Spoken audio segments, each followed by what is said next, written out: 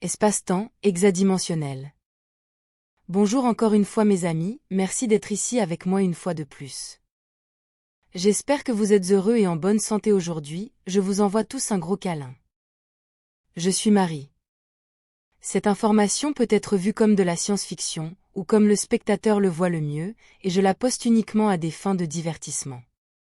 Cependant, je prends mes informations très au sérieux, et pour ceux qui ont des yeux pour voir.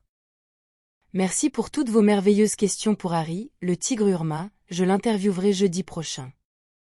Veuillez vous rappeler que même si je ferai de mon mieux pour lui transmettre autant de questions que possible, il est impossible de répondre à toutes les questions, d'autant plus que le grand chat a parfois tendance à trop parler et à s'étendre trop longuement sur une seule question. Pour comprendre pleinement cette information, je recommande de regarder la vidéo que j'ai publiée immédiatement avant celle-ci.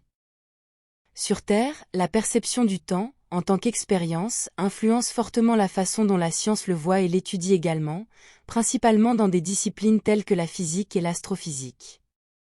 Sur Terre, l'univers est expliqué comme ayant 3 dimensions dans l'espace, et une dans le temps, comme je l'ai décrit dans ma dernière vidéo, cette dernière est vue comme une ligne, se déplaçant inéluctablement du passé au présent vers le futur. Ce modèle existentiel à 4 dimensions est également utilisé par de nombreux auteurs du New Age, mais en ajoutant qu'il peut y avoir plusieurs futurs potentiels, où ils affirment que l'humanité doit faire de son mieux pour sauter vers, citation, une ligne de temps plus positive, fin de la citation. En contraste avec cette vision à 4 dimensions, les cultures interstellaires avancées voient et étudient le temps en utilisant un modèle à 6 dimensions, où il y a 3 dimensions dans l'espace et 3 dimensions dans le temps.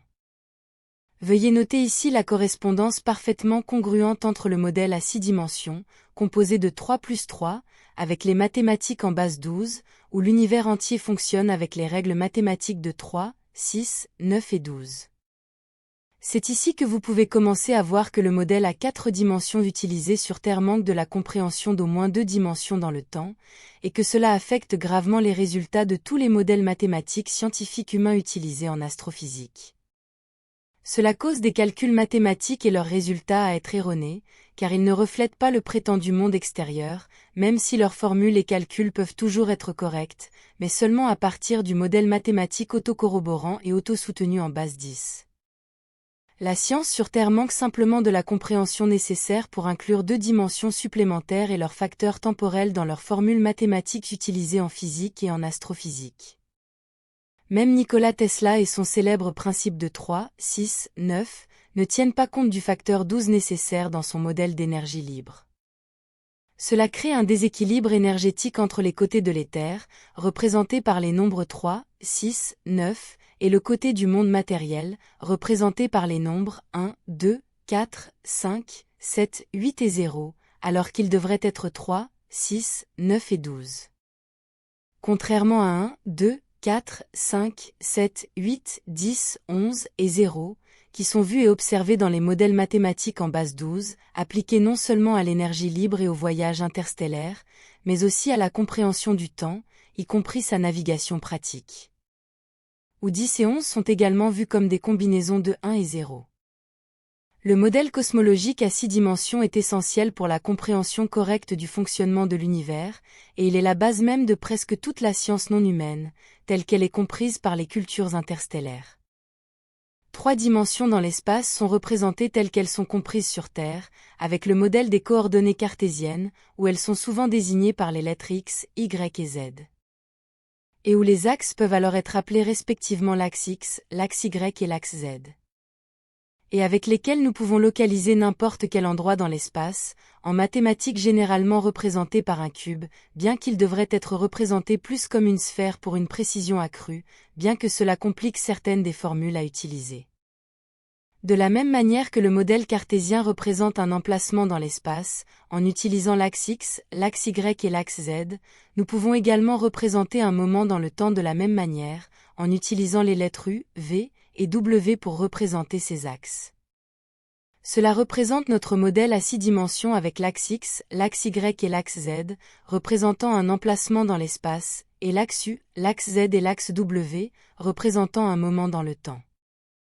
Sur Terre, l'astrophysique affirme que l'univers est en expansion, ce qui n'est pas le cas pour les cultures interstellaires et leurs sciences, car l'expansion indique la vitesse, et la vitesse est liée à une période de temps, pour calculer le mouvement, mais comme le temps est relatif à l'observateur, il est impossible de calculer à quelle vitesse l'univers est censé s'étendre.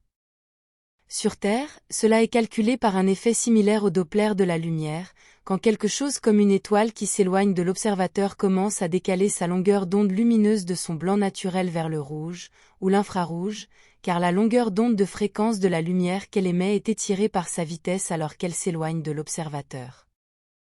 Pour les cultures interstellaires avancées et leurs sciences, cet effet de lumière rouge est expliqué d'une autre manière, qui n'est pas envisagée par la science terrestre, où elle est seulement au début de ses efforts pour comprendre cette autre explication. L'espace n'est pas vide, c'est un fluide à une densité existentielle très élevée, qui est l'éther, donc lorsque la lumière voyage sur de vastes distances dans l'espace, elle rencontre une résistance en traversant ce fluide éthérique de haute fréquence, et avec cela, elle perd une grande partie de ses autres couleurs dans son spectre, ne laissant que le spectre de couleur rouge car ce sont celles capables de voyager plus loin sans être filtrées par le fluide éthérique. D'ailleurs, le fluide éthérique de haute fréquence existentielle est la raison pour laquelle je nomme ma chaîne, je cite, Soirou officiel, information provenant des eaux du dessus, fin de la citation. En utilisant 6 coordonnées pour expliquer l'univers, du point de vue des cultures interstellaires très avancées, et en utilisant des modèles géométriques à cet effet, visualisez dans votre esprit 2 sphères, chacune formée par ses axes, la première sphère représente l'espace, et elle est formée par les axes X, Y et Z. Et la deuxième sphère, qui représente le temps, est formée par les axes U, V et W. Maintenant, procédez à rassembler les 2 sphères, faites en sorte que l'une s'insère à l'intérieur de l'autre pour former une seule sphère, et mélangez-les dans votre esprit.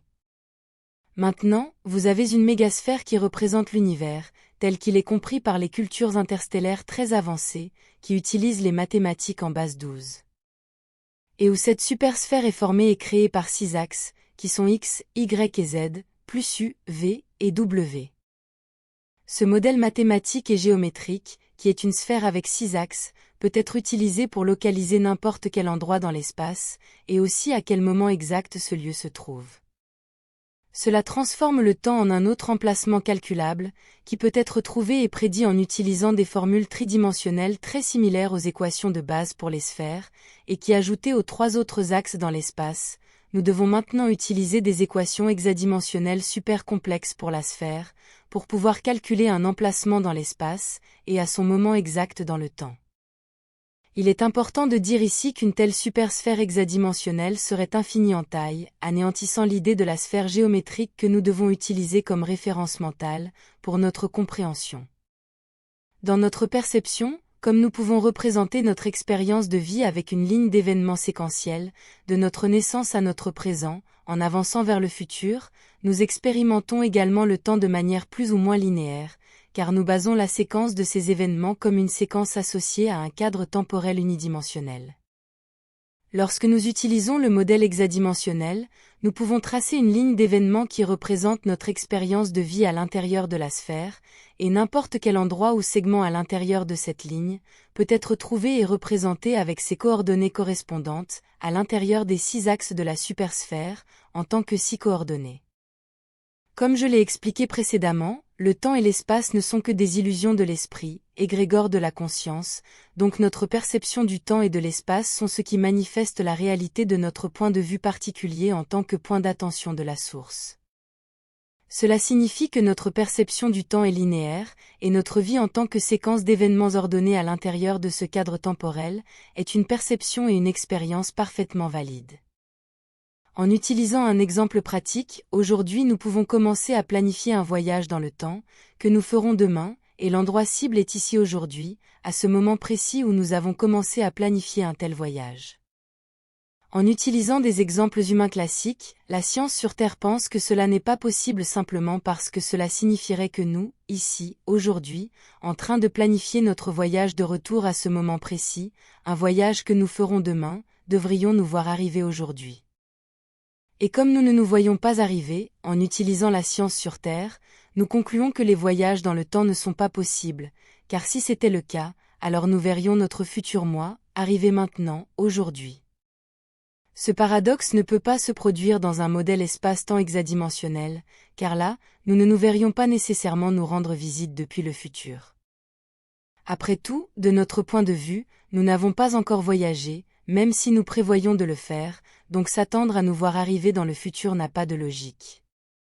Ce n'est que du point de vue de nous-mêmes, après avoir voyagé, que nous pouvons nous voir arriver pour visiter une version plus jeune de nous-mêmes stupéfaite, dans notre hier, et avec cela, nous avons ouvert un univers parallèle, un qui ne peut être visible que pour le voyageur, et qu'il a créé par le simple fait qu'il ou elle a observé le passé, l'altérant par sa simple présence.